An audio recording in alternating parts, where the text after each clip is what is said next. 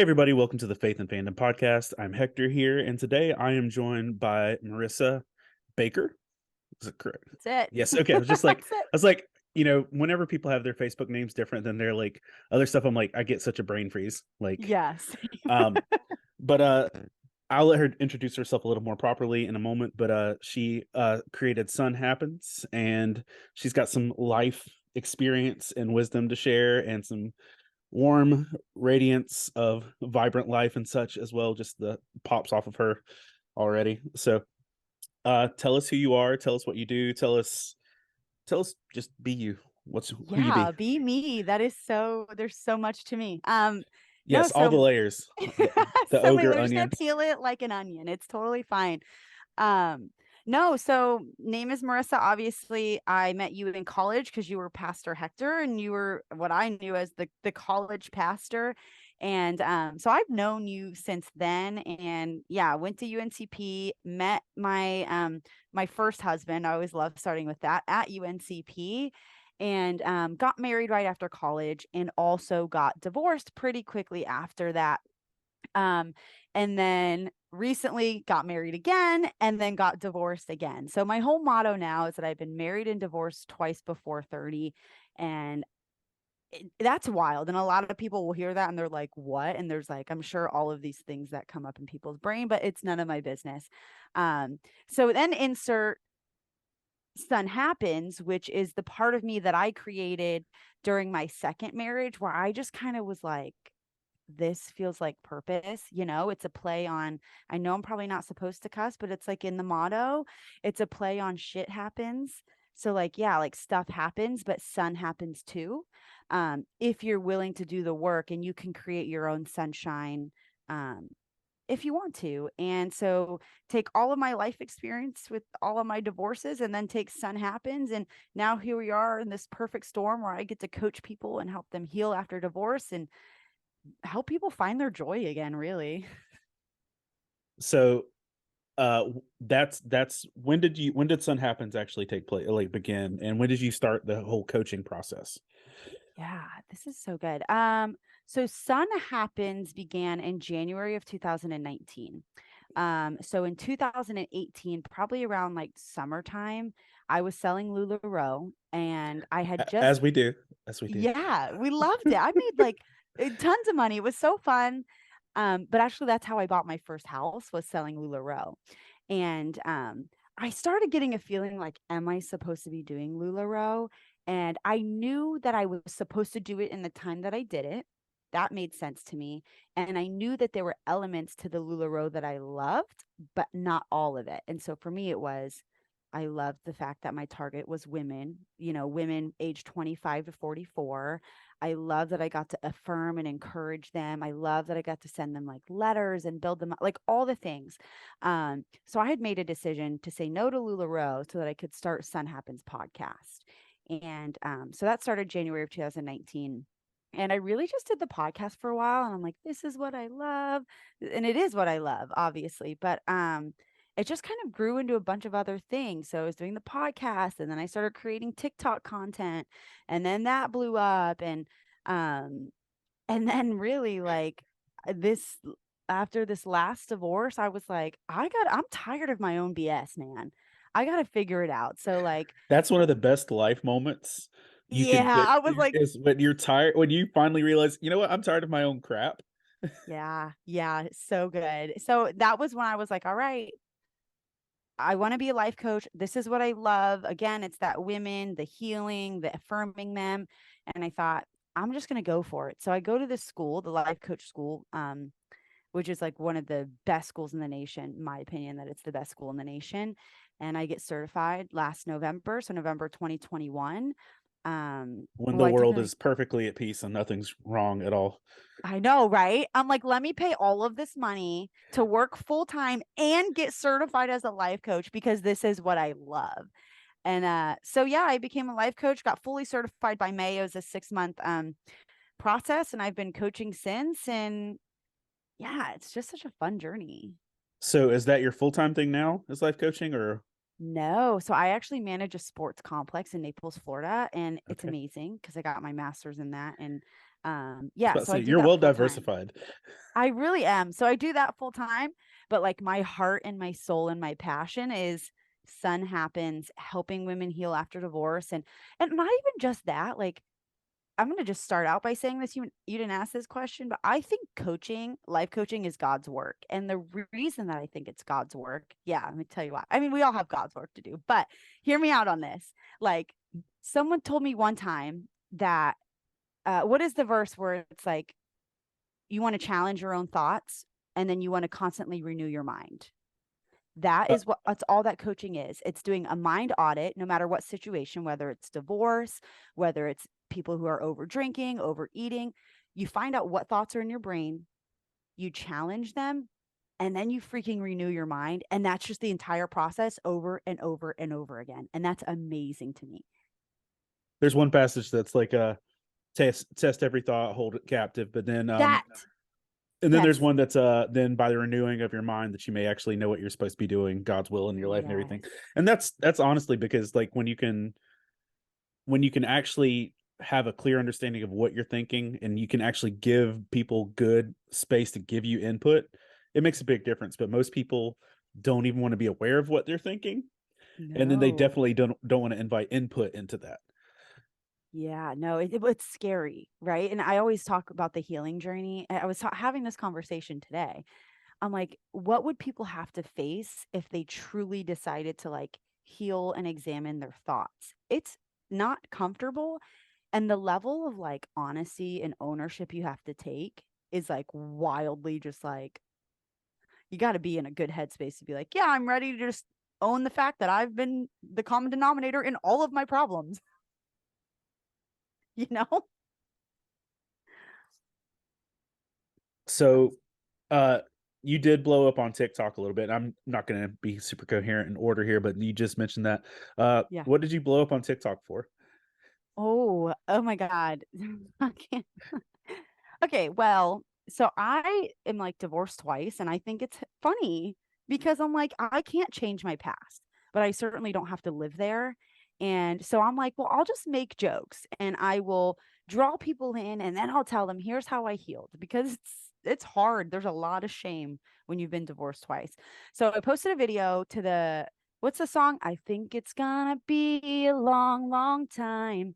And I had put when people ask me if I'm ever going to get married again. And then I say, I think it's going to be a long, long time. And I was like dancing and silly. I'm like, this is funny. The people are going to love this.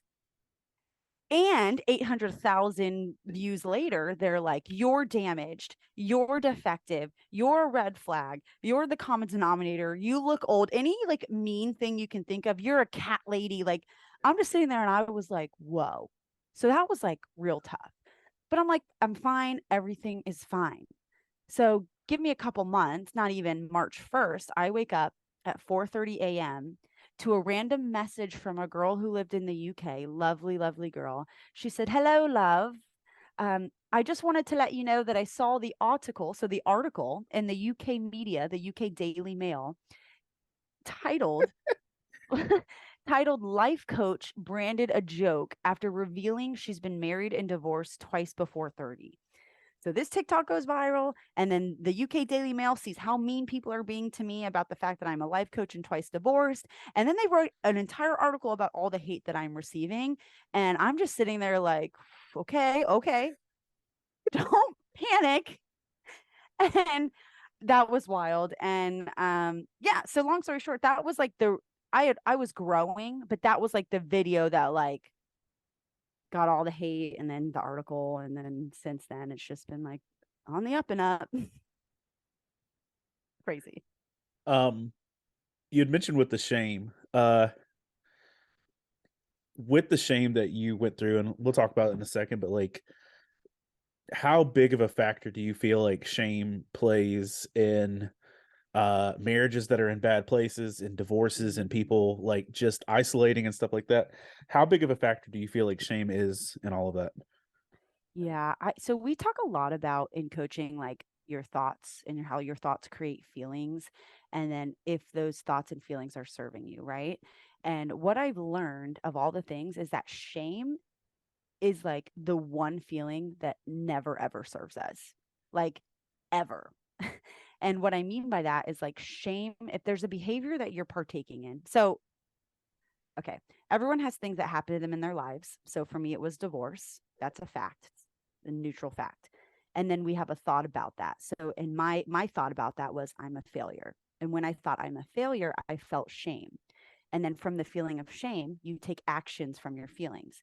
So shame created those actions, and those actions were creating the results in my life. The reason that that's important is because shame, when you have a behavior or an action that you're taking, when you judge yourself or shame yourself for doing that, so divorce or whatever behaviors, shame usually keeps you in that behavior. So I always call it the shame cycle, like shame begets shame begets shame. So it's like, I don't want to cheat on my partner. And then I'm like, I'm a terrible person. And then when I think that, I usually continue in that behavior, and I keep the lies, and I keep the isolation, and I keep the secrecy. And that's just one example. It could be literally anything. I know that was like kind of a lot, but yeah, shame is literally never useful. And that plays out not only in individuals, but to your point, in marriages where we maybe want to show up in a different way, but we're so busy shaming ourselves for our marriage not working the way we want, or for not being happy in our marriage, or whatever it may be, that it keeps us kind of operating on this super, super low, like, I don't want to say vibration because that's kind of woo woo, but like low vibration. It is woo woo. It's fine. That's fine. Um, and I think one thing too, because I know we operate in different worlds, and you remember what Pembroke was like, and I'm not in Pembroke, but I'm still in the region. Yeah. Um, there's a lot, especially in Southern culture and Southern church culture, especially around here, where shame is like huge if Mm, there's ever a relationship that ends. yeah. And I know that coming out of the church in some different areas, like there are people that were the greatest people that I'd met that served in ministry, leaders in the community, stuff like that. But because they had been through a divorce, they were disqualified. And Mm, and now granted, I get there's a whole bunch of different perspectives when it comes to Bible stuff and marriage and church and stuff like that, but I don't think there's anything that's ever supposed to be like you're supposed to be shame or worth less because yes. you've been through that. And that's one of the things I've hated. And I remember, and granted, I know the world has dramatically changed in 20 years in every aspect, but like 2003, there was a young couple that I was friends with when I was about to get married myself, and they were high school sweethearts, the whole deal, college sweethearts, the whole deal. With that, got married, and guy was going to become a youth pastor, and this was like BFE Tennessee, like Yeah. deep in that area. And I didn't meet that part. Um, uh, but he was just going to become a youth pastor, and his wife left for someone else, like maybe 6 months into it. And like the church that was hiring him was like, well, you're not qualified anymore. His And wife left him. That's and so sad. and that's the thing, like that was a purveying thing that has happened across a lot of church culture that doesn't exercise a lot of grace when it comes to things like Yes, that. yes. And even I just watched him feel like dude's barely 24 and he feels like his life is over, and he Yeah. left ministry at that point and never went back. Yeah. And don't Wow. and like even at where we were in Pembroke, there was a guy who was one of the most selfless leaders I've ever met in that area, but because he had been through a divorce, he was never allowed to be a deacon because there's a verse that I often believe is widely misinterpreted that disqualified him. And so Yeah. even this, because there's a verse that says it's talking about what a deacon should be a husband of one wife. Mm, Now, in context, I believe that means you should only be married to one woman because that was a thing back at that time, like yeah. stack up. But that's like, listen, you can't effectively have a healthy relationship with multiple people and then try and run any group of people. And I think that's the context of it. But a lot of people have Yeah. like ranked it down to, well, if you've been through one marriage, you're out. That's it. Yeah. And I've lived, I'm not like terrified of that or anything like that, but that's always been a back of my mind thing. Anytime I've had marital problems, even in my own family and stuff Mm, like that, it's like, all right, my marriage falls through, I'm out. Like, yeah. just knowing that that's a cultural thing, but I know that's, it's got its own poorly executed religious structures that comes with that. Yeah. But even outside of like church culture, there are people that feel like if they have a marriage fail, they by nature for the rest of their lives are failures. Failure. Yes. Yes. And that's never a healthy place to be. And I don't think there's enough voices out there telling people, hey, you still have value, which is one of the things I've Mm, always admired about watching your journey with that. And, I've also was really impressed by the fact that you didn't run and hide, especially once like the Daily Mail thing and everything popped up, because a lot of people, you know, growing up in this area, especially, someone has a divorce or something bad goes public, they disappear. Like literally, mm, like deactivate all their accounts, move to another state, yeah. move to another city, Yeah. and never hear from them again. I And wanted to. I don't blame you. Yeah. I don't blame you. And but that's it takes a lot of I think it takes a lot of boldness and bravery to look failure, or not that calling failure, but look at the failure of a relationship and ending of a relationship of something that you were committed to look at that and to know that people are forming opinions and judging you, and still for you to rise up and actually like say, Yeah. I'm here and I'm not done, and you shouldn't be either. um Yeah. Oh, so so good. for you, what it would, and I know I'm not asking you to do all your life coaching for free or anything, but like what I'll would do whatever you want, Hector. Just say the word. what do you tell people personally, in your coaching, or even just right now? What do you tell people that feel broken, less valued, or anything else because of the end of a relationship? Yeah. Well, honestly, it's always about getting to like the root cause, right? Like what is creating that feeling for you? And like I said, thoughts create your feelings. So at the end of the day, and this is going to sound crazy, right? But a divorce, the fact that Marissa got divorced on November 21st, 2021 is just a fact, and it's neutral, and it has no meaning until I have a thought about it, right? And so some people could get divorced and be like, heck yeah, this is the best day of my life. That's how I know it's how you think about it, because some people are really excited about it. Some people are broken about it. Some people are super neutral. And I decided, or I tell people that they get to choose, and that's really hard for people to believe at first. So you sometimes you have to like break it down, and like it takes weeks and months for them to believe that like this is just a neutral fact. And here's what you're thinking about it, aka I'm a failure or I'm worthless or whatever it is that they're thinking. And this is the feeling that it's creating, and this is the actions and the results it's creating in your life. Even if that's true, even if that thought, I am a failure, is true, is it serving you? And usually they're like, no. And it's like, cool. So we can agree that maybe it's true. I don't believe it, but maybe it is. Let's say it is. Is it serving you? And if the answer is no, that's a place to start, right? And then it's like, okay, well, what is believable to you that is maybe more serving for you? And the possibilities are endless. Like it's I had a marriage that ended, or I'm not a failure because my marriage ended, or whatever it may be, whatever is believable to them. It's kind of the work is, how do I get them from I'm a failure to I'm uniquely qualified to teach people on this topic, right? Like in the in between, this is what the life coach school calls the in between, as the river of misery. And so in coaching, you spend time going from A to Z, and this is the middle. And it's usually people resisting and not believing that their thoughts are not true. They're like, how dare you tell me I'm not a failure? Because I've been believing that for 22 years. And it's like, that's not cool. Like, that's kind of mean, actually.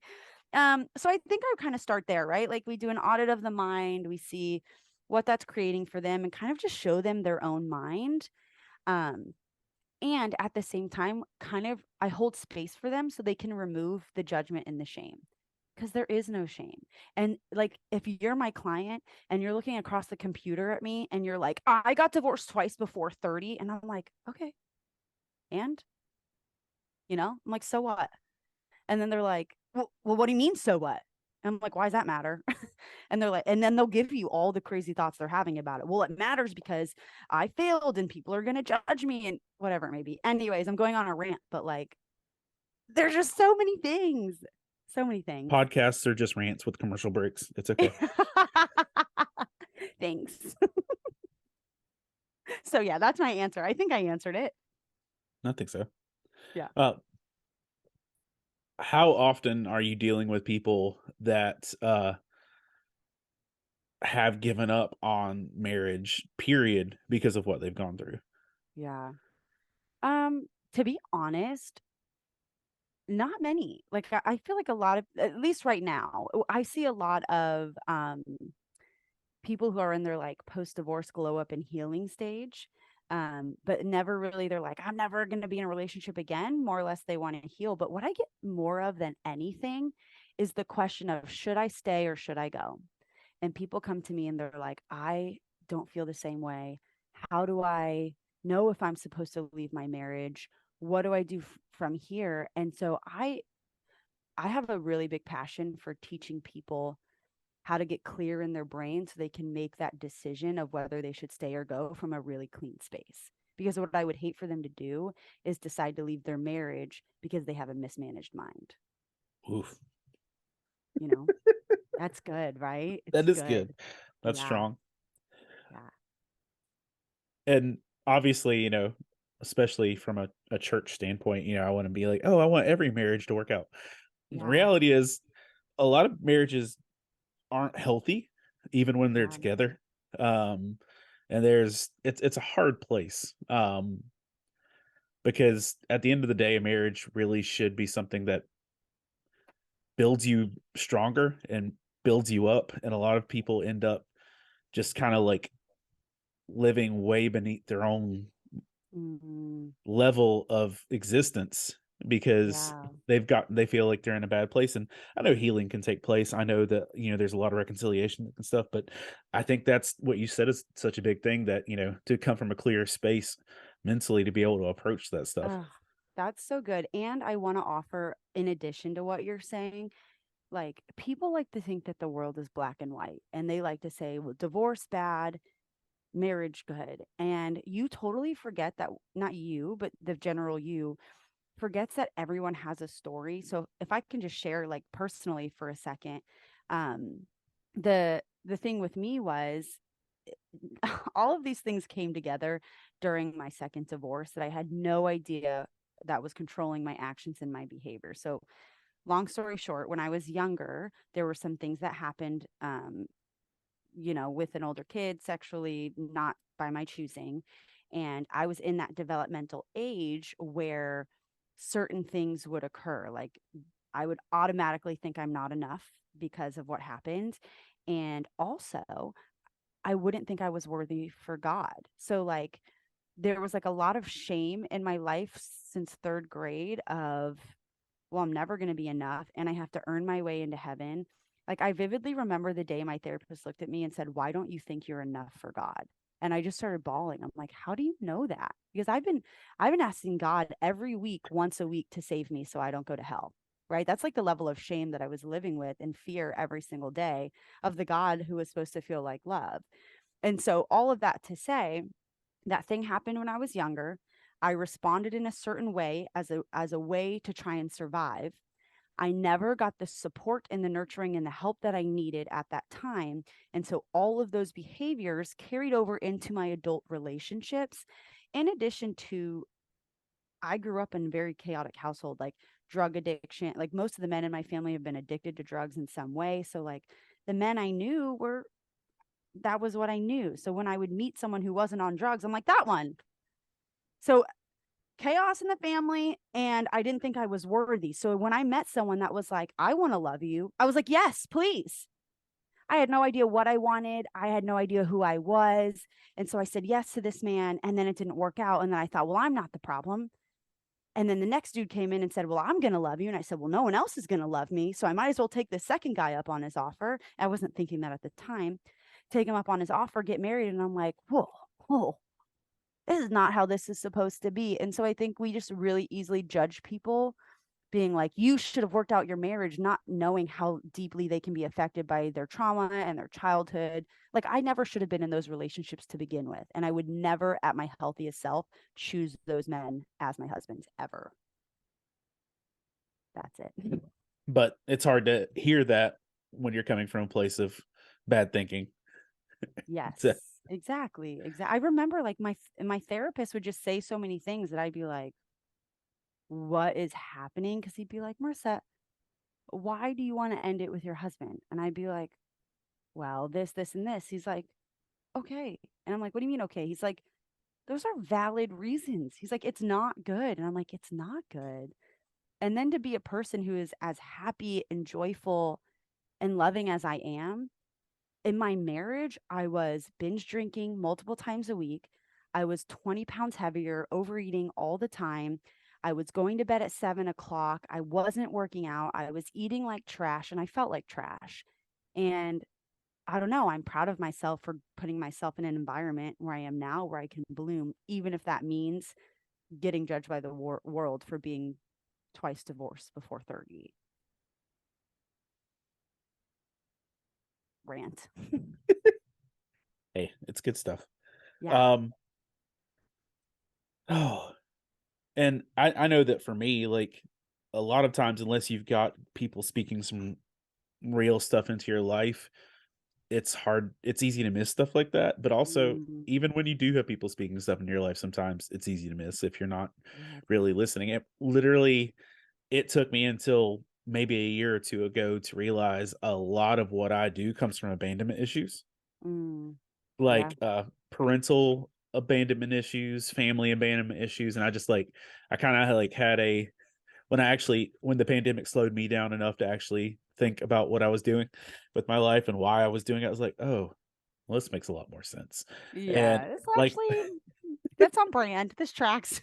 I was like, oh yeah, I do fear like everyone's gonna leave, and that's probably why I'm clinging to so many people and different things. Yeah. And um, so let me ask you this: for people that are considering marriage, do you have like pre-marriage advice? Do you have some stuff to look for in yourself? Because here's the thing, I've I think, and I've legitimately stopped counting, but by my estimate, I've married 130 couples, and out of that, I've maybe had premarital counseling, like in-depth premarital counseling with maybe 30 of them, Mm, because most couples that I've married, nah, just say the words. like peace. yeah. Like Yeah. don't try and invest, don't try and make us think. And they just like, we don't want to think about what we're doing. Just, sign the paper. Mm, Um yeah. so what advice do you have or wisdom do you have for people that are considering marriage, or that are, what are some things to look for in yourself? What are Yeah. some things to look for in your relationship before you get there?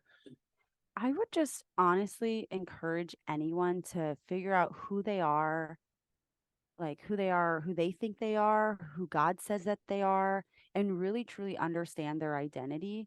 And then what do they desire? Like, what do they want? And be very clear about what they want out of this life. And I don't mean like a bullet point list of the dude that they want. I just mean knowing yourself and knowing what you want and having clarity. And I think until you take the time to really heal and dig deep and ask yourself tough questions and become clear on what thoughts you have and how those are um impacting and affecting all of your decisions, I think it's going to be really hard to know if you should be getting married to someone or not. And like, for the record, I did premarital counseling twice, and actually I was really mad at the church for a while, not that it was their fault at all, it was mine, but in my head, I'm like, we didn't go deep at all. It was like, what do you think about money? What do you think about money? And it was like, cool. So you'll spend this much and you'll do a budget. But like it was never like, what keeps you up at night? And what about your partner are you struggling with? And can you be completely open and honest with your partner? Is there grace and compassion and kindness in the way that you approach each other in conflict? Like, so many different things. But I'm like, as taking far as like, notes. yeah, you're good, you're good. In a relationship, honestly, I think the most important things to me now is, can I be completely authentic, be myself without having to hide parts of myself, even the bad, shameful parts? Like, I don't want to have somebody that I go to and I'm like, "Hey, I'm struggling with drinking," and they're judging me for it, right? Like, and then adding to my shame. So can I be completely authentic? Can I be completely open and honest? And when I am those things, am I going to be met with grace and compassion? And if your partner is not, if you can't do those things with your partner, to me, those are the biggest red flags. I think everything else can be figured out, but like those two things are like, whoa.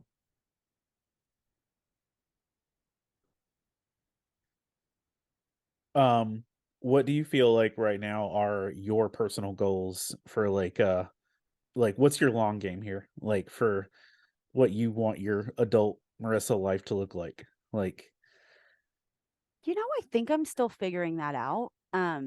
Because I spent so long ignoring what I wanted and just doing what I thought I was supposed to do. Well, God said and culture said I'm supposed to get married and have kids. And so I tried that twice and it didn't work. And so I'm like, okay, what do I want? Because not everyone has the same path. And like for me, I'm like, did I actually ever want to be married? I don't know. I don't even know if I want to get married. I might.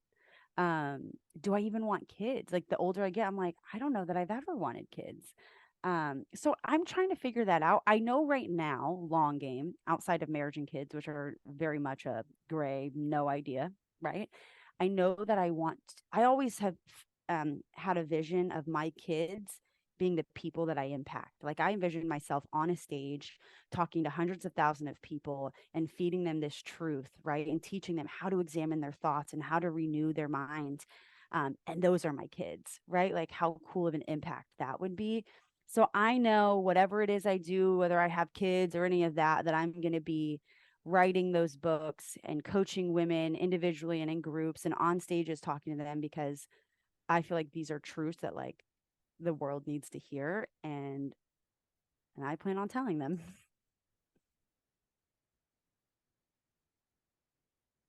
so like previously too as well, you had mentioned the your commentary you get on like your posts and stuff, especially with TikTok that I've Yeah, seen.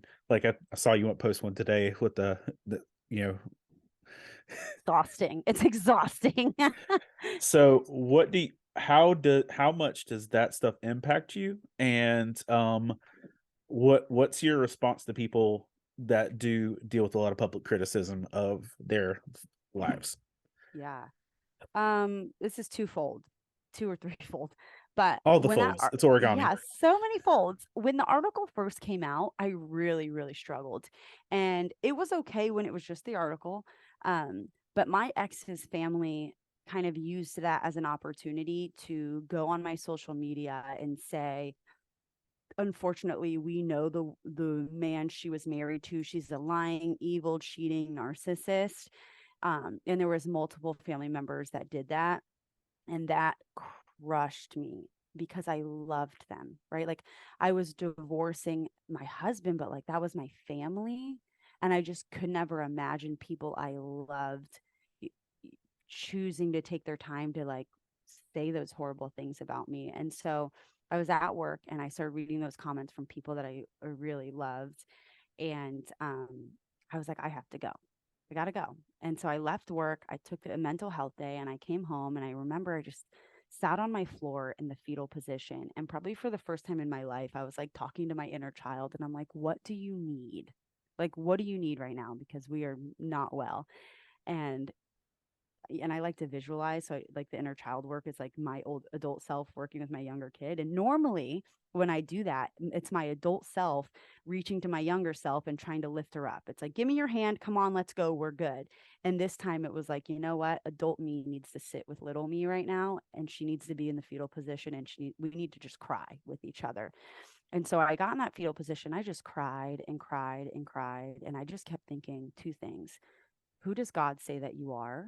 And who do you say that you are? And I'm like, I couldn't answer the question. And this is actually a fun God story, but I couldn't answer the question. I'm like, okay, I've done this work. I've gone through coaching school. How do I process a feeling? And I thought, okay, Marissa, where do you feel it in your body? And it was so interesting. Like my chest was tight, my breathing was more shallow. I got these shivers all over my body, and I was like just like shaking, and like I was just legit feeling, because all feeling is a vibration in the body. And I'm like, okay. And I was feeling the feeling of shame and rejection, mostly rejection, like being rejected by the world and the people. And I'm like, okay, I processed that feeling. I'm feeling rejected. It's totally fine. It's allowed to be here. But also, who does God say that you are? Who do you say that you are? So I get up, and there's this Bible on my like desktop or whatever.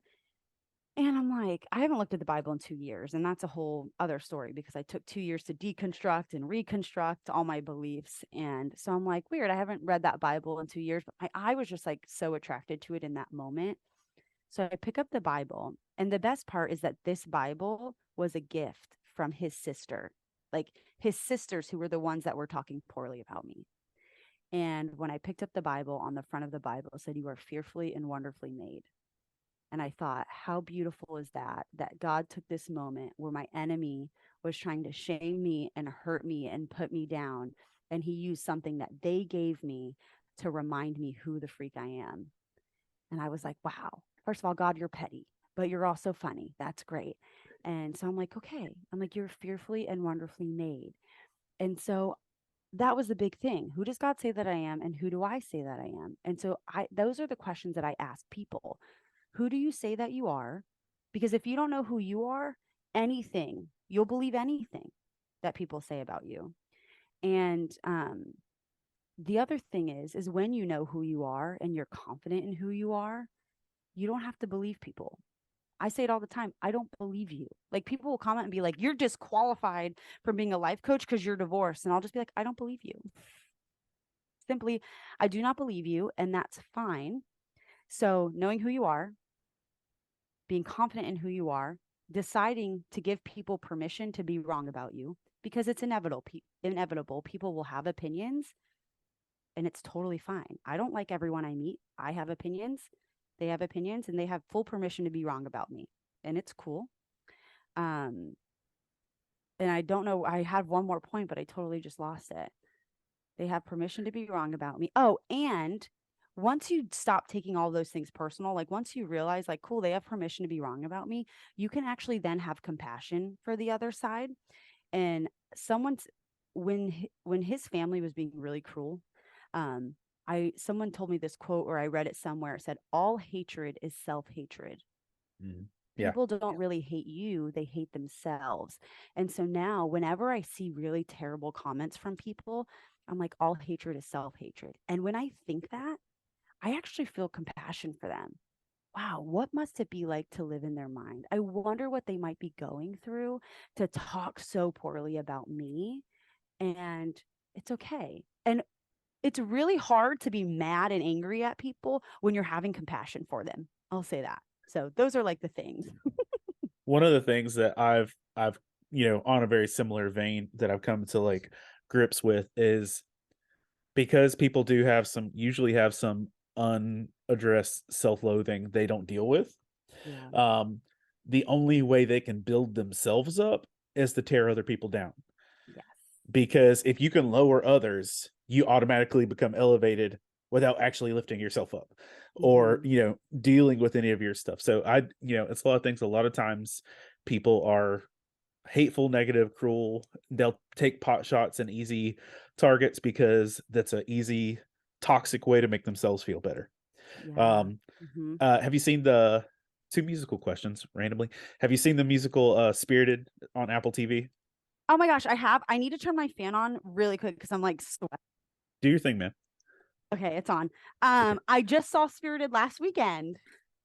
That's what are the lines that's in it? He's like, has mankind gotten any mankinder? You want to know what humanity is? Oh, Read the comments below.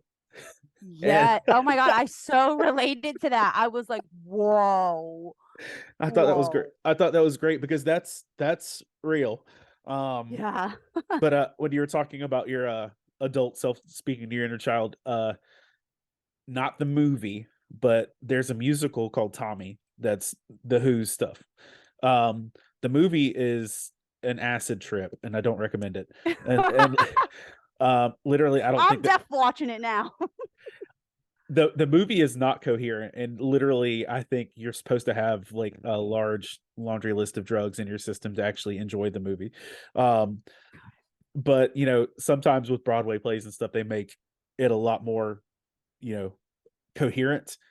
And Yeah. the entire musical, the stage production of Tommy is literally a child gets traumatized, so his adult self is like standing with him through all of his trauma, trying to help him get out. Oh, yeah. So I was like, when you were talking that, I'm like picturing you in that, because they wear all white in that play, and I'm just like picturing you in some all white with some 70s rock, just like going at it. Honestly, I'm probably just dressed like this, being like, yo, you good, little me? For the most part. That's um but I'm glad that you can deal with that because, I'm glad you weren't shut down by negativity with that because I know that's hard to. Have you ever noticed, though, that the things that people say that hurt us the most are the things that we believe about ourselves, even if it's only a little bit? So, like, I, when they called me an evil narcissist, that hurt my feelings because part of me wondered if I was for a long time. And so when they said it, I was like, and I allowed it and I accepted it. It's because I believed it. And so when I started believing differently about myself, it was so much easier to be like, yeah, I don't believe you. Kidding me? You think I'm an evil narcissist? I'm literally a ray of sunshine. Get out of here. Get out. It's so good. I wish everybody knew this. So just a couple more things. What do you like? You mentioned the life coaching thing, and also, people saying you were disqualified from life coaching because of what your divorces and before 30 and everything like that. Yeah. um what are your goals for life coaching? I know you mentioned speaking on stages and stuff, and having Yeah. an audience with that. What are your goals specifically with life coaching? Yeah.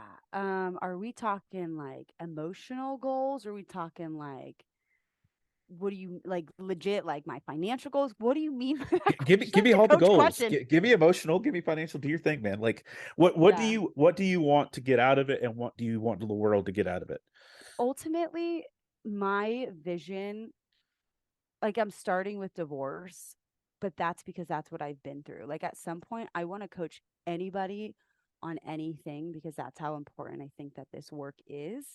Um, but the thought that always comes to my mind, and like the motto in the back of my mind, is there's a phrase, it's called wake up sleepers. I think it's actually in the Bible. Is that Ecclesiastes or Ephesians or something like that? Ecclesiastes, I Eh, think. Wake up, O yes. sleepers. Yeah. Wake up sleepers. And the thing is, you know, I'm not as well versed on my Bible verses, but the way is narrow, right? And I think a lot of us, we wander around and we think, well, we're going to make the narrow way, but we don't actually ever do the work. And so the way my brain is, I'm like, I think we're all asleep to our minds, to the way that we're being impacted by our subconscious thoughts. And I think that the narrow way that God is talking about are the people who wake up and say, what are my thoughts? How are they impacting me? How do they affect the way that I show up and the way that I love people? I like, that's just like my core belief. Like, this is God's work, and I want to tell people about it. And I just want them to wake up to their life, because even if they don't believe in God, how much cooler if you can wake up to your mind and the way that it's creating the results in your life, and then choose the results you want in your life on purpose. Like, if nothing else, like, okay, cool, I don't believe in God. What does this do for me? Whatever you want it to do. You could literally decide whatever you want to do and make that happen. And all you have to do is change the way you think. That's it. By the way, you were right. It actually is Ephesians. I was wrong. Good job. Yes. Thank you. You looked that up while I was talking? Absolutely.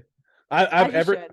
every just for other people that are listening, so I can point them to that to it. I've got all the references we've mentioned so far, so I'll put those in Oh, later. yay. Um, Cool.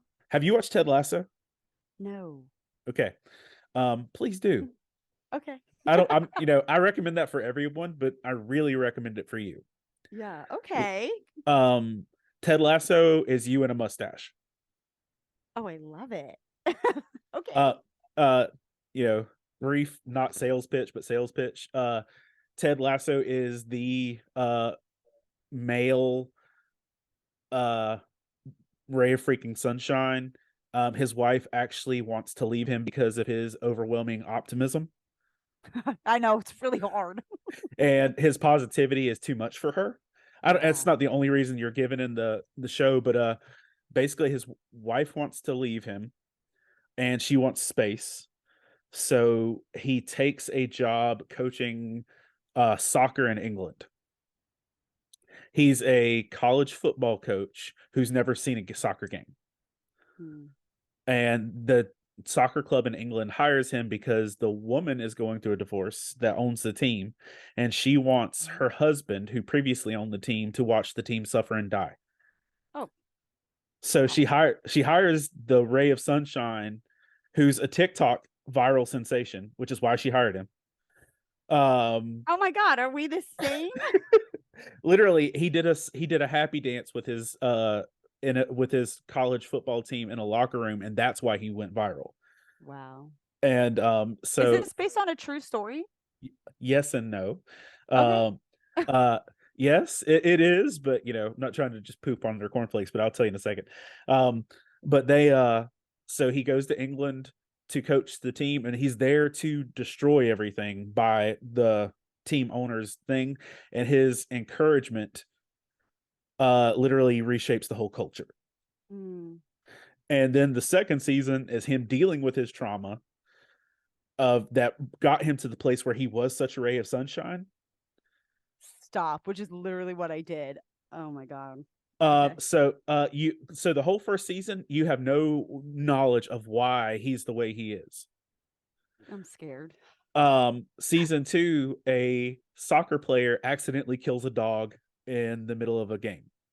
Their mascot is the Greyhounds, and one gets loose on the field, and he soccer kicks, and the dude kicks a goal, and the dog gets hit in the neck or whatever, and he kills the dog. So he's losing the soccer player's like soccer's death. He can't Oh, perform wow. anymore. So they hire a psychiatrist or a counselor to come in just for that guy. But then the team's like, I have some problems too. Can I talk to her?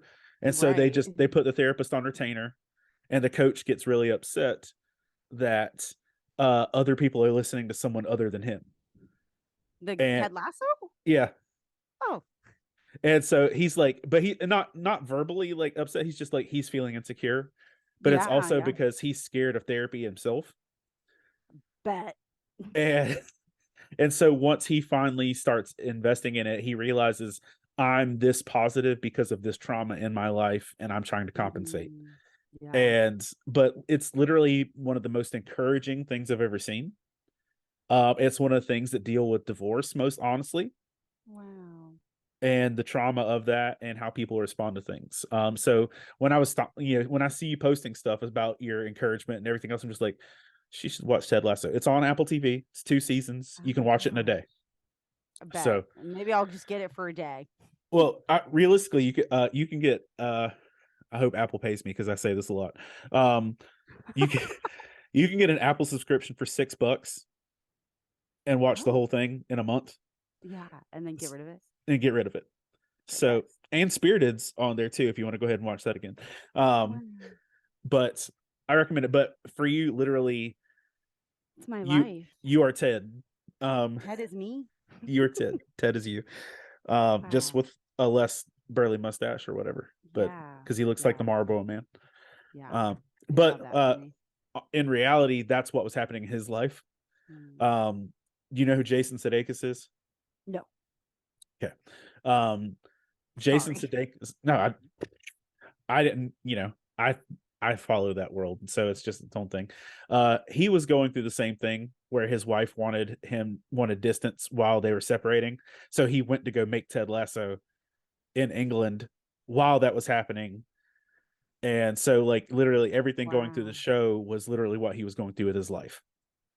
So it's Wow. kind of like autobiographical while it was actually happening. Yeah. Holy crap. But Okay. So I understand your answer now to is this a true story or not? but it was like literally happening while it was happening. Yeah. It's gotten like 20 Emmys and stuff in 2 seasons. So it was a heavy hitter. All right. Um, All right. I'll watch it. For sure. okay, For sure. both show. Um, Last just thing, where can people find your stuff? If people want to check you out or follow your stuff, get any following from you, where should they go? Where should they check things Yes. out? Oh my God, I have so many different things. Let me start with my website. It is sunhappens.net. So sun like the sunshine. Sunhappens.net. My podcast episodes are on there. My coaching package is on there. You can get to my social media from there. Um, but TikTok and Instagram, my personal profiles are the Marissa Baker. And I have a Sun Happens official Instagram as well. But the Marissa Baker is really where you're going to find all the things and my website. And Yeah. are most of your services and stuff virtual? Do you do in person? Like, what's your deal? All over Zoom, pretty much virtual. Like if someone was local and they wanted to do in person, I would totally consider it. But I feel like Zoom is just like the way of the world now. So Okay. yeah, anything can be virtual. I can do groups, individual, all of the things. All right. If people have questions for you, are you okay for them to contact you? Oh my gosh, yes, please. I tell people all the time on my TikTok, message me on Instagram. Like I'm not here to just like take people's money. Like I want to help people. So like if you message me, I'll ask you some questions. I'll give you some encouragement. We can kind of walk through some things. Like not a problem at all. I love it. Okay. Um, 90% of the people that I have on my podcast are nerds in some fashion or other. And I I know love that. that's not your bubble. Um, Can be. it can be. I love Um, bubbles. you love your bubbles. So I'm gonna give you seven uh categories. I just want you to pick one. Okay. Okay. If I were to tell you an emotional state that guides your life. Okay, ready? Here's your seven options. An emotional state that guides your life. Like kind of like your vibe, your whole thing. Okay. Okay. Okay. Here's your options. Okay. Ready? Yeah. All right. Jealousy. Okay. You don't have to pick. You just listen. We'll Okay. circle Okay. back. Okay. Um Fear, compassion, uh love, or yeah, we'll just say love as a broad one. Um Hope, will, like straight up just gangster level willpower, um or rage. Hmm. If one of those were like the overall uh descriptive thing of your life, which one do you think would be? I know those are limiting, but like you can Yeah. just No, take a I broad loved it. perspective. Compassion for sure. The moment you said it, I was like, that's it. Because my whole life has always been how, and I guess I think compassion and empathy go hand in hand. So it's always been, how can I see it from their perspective? How can I understand them better? How can I offer them grace and compassion in this time? And now, since I've started healing, it's how do I have compassion with myself? How do I view myself not with shame, but with compassionate curiosity? Like, how do I just get fascinated by what I do and my behaviors from a place of just compassion and wanting to understand myself so that I can like be better? So, like, by far, compassion. Okay, so you've heard of Green Lantern before, vaguely? Like, Yeah. okay, so that makes you an Indigo Lantern. What? What does that mean? uh, you know, Green Lanterns operate by willpower, right? That's their jam. Like what, Okay. like all of the stuff they make with the ring comes from willpower. Yeah. There's an emotional spectrum of the lanterns. And each of them has a different power set that operates from their stuff. So there's an entire lantern corps that operates purely on compassion, I and they love are called that. the Indigo Lanterns. So I'm indigo. you're an Indigo Lantern. There you go. Thank you. Wow. And I have to say one thing because I've been thinking about this the entire episode Do it, man. because we've been talking about the whole I'm divorced and am I disqualified and all of these things. And I know this is like such a prominent example in like the faith world, but I always think of Paul. Like I always think of Paul. Like this man was straight up a murderer of the Christian people. And God said, I choose you. Forget about your past, forget what you've done. You're not Saul anymore. You're Paul. And this is what I want you to do. And then he just did it. He didn't live in the past. He just moved forward. He didn't like shame himself for all the people he killed. He was like, no, I'm not that guy anymore. Like, what are you talking about? And I just want to encourage people, like, we're all Paul. I know a lot of us like to be like, no, I would never be the murderer. No, we're all Paul. But when you can realize we're all Paul, that means we can have a past and we can all have the potential and the impact that Paul had. And I think that's really amazing. That is amazing. And thank you. Yeah, you're welcome. I've This is the first time we've like legit spoken in maybe like a decade. Like I don't, maybe Legit. not that long, but it's, I don't Since I even was know. hiding in the back of your car for God knows what reason. I I think I saw still you. remember. I think I saw you through. When did you graduate? 2013 Okay. fall. Yeah. So yeah, it wasn't too long after that actually. So yeah, Yeah, it's been a decade. yeah, it's been a decade. So I'm glad you're here. I'm glad you haven't been overwhelmed by your life circumstances and the stuff that Yeah, has happened. And I'm glad you're making the world better and yeah. encouraging people. It's greatly appreciated.